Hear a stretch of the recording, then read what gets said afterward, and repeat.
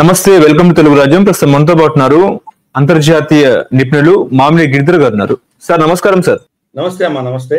ముఖ్యంగా నేపాల్లో పాలనా ఆర్థిక సంక్షోభానికి గల కారణం ఏంటి? అక్కడ పెద్ద ఎత్తున యువత రోడ్డు మీదకి వచ్చి అదేవిధంగా పార్లమెంట్ భవనంలో నిప్పు పెట్టిన పరిస్థితి. అసలు నేపాల్లో ఏం జరుగుతుంది అంటే ఏం చెప్తారు సార్? అంటే మనకు శ్రీలంకలో కావచ్చు, లేదా మనకు బంగ్లాదేశ్ లో కావచ్చు, లేదా కొన్ని సంవత్సరాల క్రితం మనకు యుక్రెయిన్ లో కావచ్చు, జార్జియాలో కావచ్చు, ఈ ప్రాంతాలంతా కూడాను ఇప్పుడు నేపాల్లో సేమ్ టూల్ కిట్ ఆధారంగా ఈ ఉద్యమాలన్నీ జరుగుతున్నాయి. ఏదో అక్కడ ఉన్నటువంటి ప్రజల్లో చిన్న వాళ్ళకు ఉన్నటువంటి ఇబ్బంది ఏదైతే ఉంటుందో, కష్టం ఏదైతే ఉంటుందో దానికోసం వాళ్ళు కొంతమంది ఎవరో ఉద్యమిస్తారో దానికి వీధుల్లోకి వస్తారు. తర్వాత వాళ్ళకి ఏది కావాలో దానికి అతీతంగా కొన్ని వేరే శక్తులు వచ్చి దాన్ని టేక్ ఓవర్ చేస్తున్నారు. ఫర్ ఇన్స్టెన్స్ ఇప్పుడు నిన్న జరిగినటువంటి నేపాల్లో జరిగినటువంటి ఘటనలో మనం చూస్తే కనుక పిల్లలకి ఏం కావాలి? ఆ 26 యాప్స్ ఏదైతే ప్రభుత్వం బ్యాన్ చేసిందో దాన్ని రిస్టోర్ చేయమనే వాళ్ళ కోరిక, అంతే, అంతకు మించి ఏమీ లేదు. రాత్రికి ప్రధానమంత్రి ఆ యాప్స్ అన్ని కూడాను ఆయన తీసేశారు, దాన్ని బ్యాన్ ఎత్తేసారు. బ్యాన్ ఎత్తేసిన తర్వాత మరుసటి రోజు ఎందుకు చేయాల్సి వచ్చింది వీళ్ళ ఎడ్యుకేషన్? మరుసటి రోజు ఎడ్యుకేషన్ కి సంబంధం లేదు కదా. పిల్లలు వీధుల్లోకి వచ్చింది దేనికి? వాళ్ళకు ఈ యాప్స్ అన్ని కూడాను ఫేస్బుక్, ట్విట్టర్, ఇన్స్టాగ్రామ్ ఇవన్నీ మళ్ళీ రిస్టోర్ అవ్వాలి అని వాళ్ళు అడిగారు. అయిపోయింది, ప్రభుత్వం ఇచ్చేసింది. ఇంకా మళ్ళీ మరుసటి రోజు అజిటేట్ చేయడానికి వాళ్ళకి కారణమే లేదు. కానీ ఈ యొక్క మూవ్మెంట్ ని హైజాక్ చేసి కొన్ని దేశ విద్రోహ శక్తులు, తర్వాత ఇంటర్నేషనల్ గా ఉన్నటువంటి కొంత దీన్ని ఏమంటారంటే మన డీప్ స్టేట్ కి సంబంధించిన కొంతమంది ఆ ఉద్యమాన్ని హైజాక్ చేసేసి దాన్ని ప్రభుత్వాన్ని కొలగొట్టే దిశగా వెళ్ళారు. ఇదే టూల్ కిట్ మీరు ఎక్కడైనా చూడొచ్చు. షేక్ హసీనాకు అదే పరిస్థితి. షేక్ హసీనా రిజర్వేషన్స్ తగ్గించాలి అని చెప్పి ఉద్యమాలు కొంతమంది బయటకు వచ్చారు. ఆ రిజర్వేషన్స్ అన్నవి ఎప్పటి నుంచో 1971 వాళ్ళకు స్వతంత్రం వచ్చినప్పటి నుంచి ఉన్నాయి రిజర్వేషన్స్.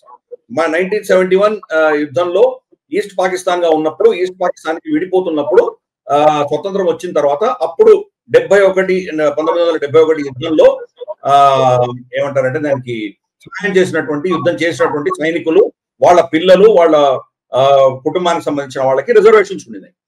ఇప్పుడు 50 సంవత్సరాలు అయిపోయింది, ఇంకా రిజర్వేషన్స్ ఎందుకు అని చెప్పేసి పిల్లలు అజిటేట్ చేశారు. అంతే, వాళ్ళ డిమాండ్ అంతే. ఇది తగ్గిస్తే కనుక మా ఉద్యోగ అవకాశాలు ఉంటాయని వాళ్ళు డిమాండ్ చేశారు. అంతకు మించి ఇంకేమీ లేదు.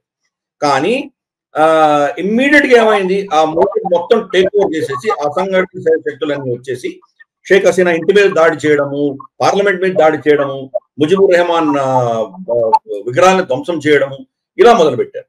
సేమ్ నేపాల్లో కూడా అదే జరిగింది. వాళ్ళ పార్లమెంట్ మీద, వాళ్ళ కోర్టు మీద, తర్వాత వాళ్ళ నేతృత్వం మీద, వాళ్ళ ప్రైమ్ మినిస్టర్ ఇంటి మీద, తర్వాత అంతకంటే ముందు ఉన్నటువంటి ప్రైమ్ మినిస్టర్ ఇంటిని తగలబెడితే కనుక పాపం ఆయన భార్య కూడా చనిపోయింది దాంట్లో. వాళ్ళ ఫైనాన్స్ మినిస్టర్ ని వీధుల్లో తరిమి కొట్టడము, ఇవంతా కూడాను పిల్లలు టిక్ టాక్ లో, తర్వాత మనకు యూట్యూబ్, ఇన్స్టాగ్రామ్ వాళ్ళు ఈ పిల్లలన్నీ చేయరు. ఏదో కాలేజీకి వెళ్తున్నారు, వాళ్ళకి ఏదో ఉద్యోగాలు కావాలి, వాళ్ళకి కావాల్సిన చిన్న కోరికలు ఉంటాయి. కానీ దానికి అతీతంగా ఈ శక్తులు టేక్ ఓవర్ చేస్తుంది. ఆ శక్తులు ఎవరు అన్నది మనం అన్ని దేశాల్లో సేమ్ ప్యాటర్న్ చూస్తాం. శ్రీలంకలో కూడా అదే పరిస్థితి. శ్రీలంకలో ప్రభుత్వం తీసుకున్న నిర్ణయం ప్రకారం ఆ దేశంలో మొత్తం అంతా కూడా ఆర్గానిక్ పంటలే పండించాలి, కెమికల్స్ ఉండకూడదు అని చెప్పి నిర్ణయించేసరికి వాళ్ళ ఆహారం ఉత్పత్తి తగ్గిపోయి వాళ్ళ ఫారెక్స్ రిజర్వ్స్ కూడా, కోవిడ్ వచ్చింది కదా, అప్పుడు కోవిడ్ వచ్చినప్పుడు టూరిజం తగ్గిపోయేసరికి ఫారెక్స్ రిజర్వ్స్ తగ్గినాయి. దాంతో వాళ్ళకి కొంత సంక్షోభం వచ్చింది.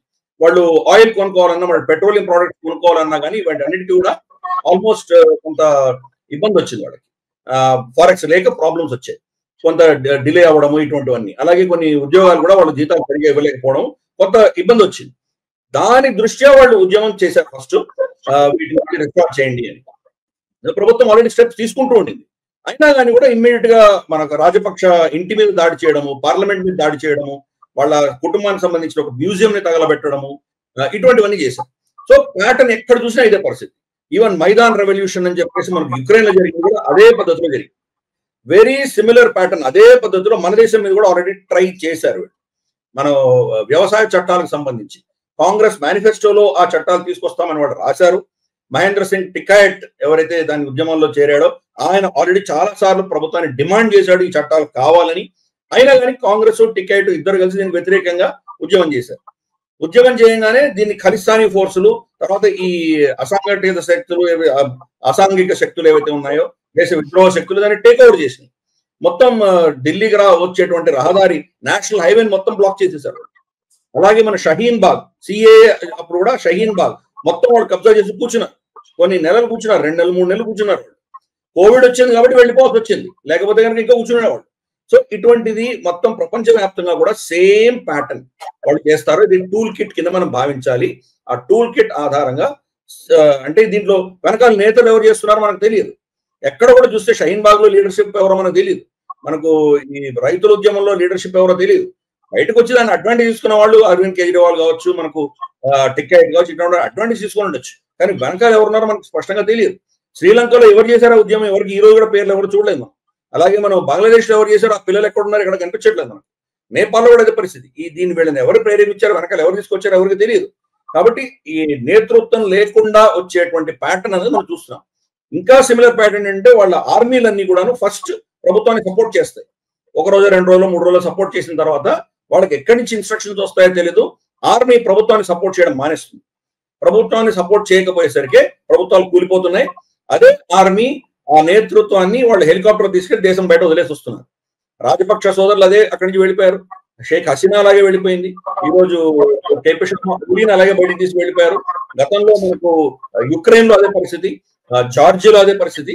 కాబట్టి ఇదంతా కూడా అమెరికన్ డీప్ స్టేట్ యొక్క టూల్ కిట్ ఆధారంగా మనం భావించాలి. పిల్లలు కానే కాదు, అది జెన్ జీ రెవల్యూషన్ అని పేరు పెట్టారు. కానీ అంత చిన్న పిల్లలు ఇటువంటి విధ్వంసాలు చేయడానికి వాళ్ళకు అంత పరిస్థితి లేదు. అది దాన్ని మొత్తం టేక్ ఓవర్ చేసింది anti national, anti social elements take over చేశారు. ఇప్పుడు నేపాల్ ఇష్యూ వెనుక ఏ దేశం హస్తం ఉంది అంటే ఏం చెప్తారు? చైనా ఇందులో ఇన్వాల్వ్ అయ్యి చైనా రెచ్చగొట్టే ప్రయత్నం చేస్తుందా అంటే ఏం చెప్తారు సార్? తప్పకుండా చైనాకి సంబంధమే లేదు. ఇది చైనా నష్టపోతోంది దీంట్లో. ఎందుకంటే కేపీ శర్మ ఓలీ అన్నటువంటి వ్యక్తి చైనీస్ ఏజెంట్ గా పనిచేస్తున్నాడు. అక్కడ చైనీస్ అంబాసిడర్, అక్కడ కఠ్మండూలో ఉన్నటువంటి అంబాసిడర్ ఏం చెప్తే దాని ఆధారంగానే ఆయన పనిచేస్తుంటాడు. కాబట్టి చైనా సామంతుడుగా ఉన్నటువంటి వ్యక్తి. కాబట్టి ఈ ఘటన తర్వాత నష్టపోయింది చైనా. కాబట్టి చైనా చేయలేదు. ఆబ్వియస్లీ వాళ్ళు చైనా చేస్తే కనుక వాళ్ళు నష్టపోతారు. చేసింది ఎవరు? చైనాకి శత్రువు. చైనా శత్రువు ఎవరు? ఉంటే అమెరికా ఉండాలి, లేదా భారతదేశం ఉండాలి. భారతదేశం అంతా మనం ఏం దాంట్లో ఇన్వాల్వ్ అవ్వలేదు. మనం ఇంకో దేశంలో వెళ్ళి రెజ్యూమ్ చేంజ్ చేసేటువంటి పనులు మనం చేయలేదు. అదే చేయాలంటే ఎప్పుడో చేసిండొచ్చు కేపీ శర్మ ఎవరు, చేయలేదు మనం. కానీ చేసింది అమెరికా చేసింది. కాబట్టి అమెరికా వాళ్ళకి డైరెక్ట్ శత్రువు. America involvement, American deep state ఈ యొక్క రెజ్యూమ్ చేంజ్ చేసింది. చైనాకు సంబంధం లేదు. చైనా గణనీయంగా నష్టపోయింది ఇక్కడ. సేమ్ ఈవెన్ బంగ్లాదేశ్ లో కూడా చైనా నష్టపోయింది. షేక్ హసీనా చైనాకు దగ్గరగా వెళ్తుంది. తీస్తా రివర్ ఏదైతే మనకు సిక్కిం ప్రాంతం నుంచి మనకు అస్సాం గుండా బంగ్లాదేశ్ లో వెళ్తుందో ఆ నీళ్లకు సంబంధించిన ప్రాజెక్ట్ కట్టమని చైనాకు కాంట్రాక్ట్ ఇవ్వబోయింది ఆవిడ.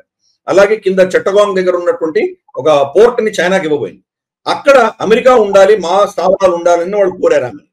ఆమె ఇవ్వలేదు కాబట్టి ఆమెను తీసేశారని చెప్పి షేక్ హసీనానే చెప్పి, సెయింట్ మార్టిన్ ఐలాండ్ కోరారు వాళ్ళు, నేను ఇవ్వలేదు అందుకని నన్ను తీసేశారని ఆవిడే చెప్పి.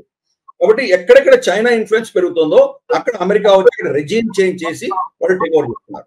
చైనాకు దగ్గరగా ఉన్నటువంటి దేశాలు కావచ్చు, లేదా రష్యాకు దగ్గరగా ఉన్నటువంటి దేశాలు కావచ్చు. యుక్రెయిన్ లో ప్రజలచే ఎన్నుకోబడ్డటువంటి రాష్ట్రపతి రష్యాకు దగ్గరగా ఉండేవాడు. ఆయనను తీసేసి ప్రజలచే ఎన్నుకోబడలేనటువంటి వ్యక్తి ఆ వెస్టర్న్ దేశాలకు, అమెరికాకు వత్తాసు పలిగేటువంటి వ్యక్తిని తీసుకొచ్చి పెట్టారు. అతని తర్వాత ఇప్పుడు వ్లాడిమిర్ జెలెన్స్కీ కూడా వచ్చాడు. జెలెన్స్కీ 2 సంవత్సరాల నుంచి ఎన్నికలు లేవు ఆ దేశంలో. ఎన్నికలు లేకుండా ఒక నియంత్రణ, ఒక డిక్టేటర్ గా పాలిస్తున్నాడు. అక్కడ ఆపోజిషన్ అందరినీ, పార్టీలని డిస్మిస్ చేసి వాళ్ళందరినీ జైల్లో పెట్టి పాలిస్తున్నాడు అతను. కానీ వాళ్ళు వెస్ట్ కి అతను వత్తాసు పలుకుతున్నాడు కాబట్టి అతనికి సపోర్ట్ వస్తుంది.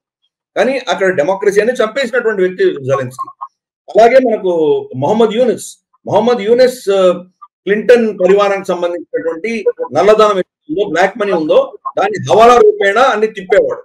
అందుకని అతనికి నోబెల్ ప్రైజ్ ఇచ్చారు. అతనికి గ్రామీణ బ్యాంక్ అని ఒక బ్యాంక్ ఉంది.